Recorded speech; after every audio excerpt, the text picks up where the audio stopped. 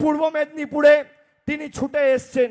আজ থেকে 7 দিন আগে শিলিগুড়িতে সভা করে ভারতবর্ষের প্রধানমন্ত্রী বলেছে যে কেন্দ্র সরকার নাকি বাড়ির টাকা দিচ্ছে আর রাজ্য সরকার নাকি সেই টাকা আটকে রাখছে। আমি আপনাদের এই মঞ্চ থেকে ভারতবর্ষের প্রধানমন্ত্রীর পদ, তার চেয়ারের প্রতি পূর্ণ সম্মান মর্যাদা রেখেই বলছি যে মোদিজি, পরের বার আপনি যখন বাংলায় আসবেন, গত 3 বছরে বাংলায় আপনারা হেরে যাওয়ার পর 21-22, 22-23 আর 23-24 অর্থবর্ষে যদি নরেন্দ্র মোদী সরকার প্রমাণ করতে পারে যে বাংলার 100 দিনে 10 পয়সা দিয়েছে আর আবাসের জন্য 10 পয়সা দিয়েছে, আমি তৃণমূলের হয়ে কোনোদিন সভা সমিতি করতে মাঠে নামবো না।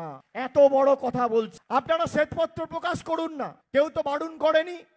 আপনি বলুন কোথায় যাবেন। আমি এই মেদিনীপুরের মাটি থেকে চ্যালেঞ্জ করছি বিজেপির ছোট বড় মাঝারি নেতা, যে আপনি একদিকে মাইক ধরবেন আর একদিকে খালি কাগজ দেখাবেন যে 3 বছরে আপনি বাড়ির কত টাকা দিয়েছেন।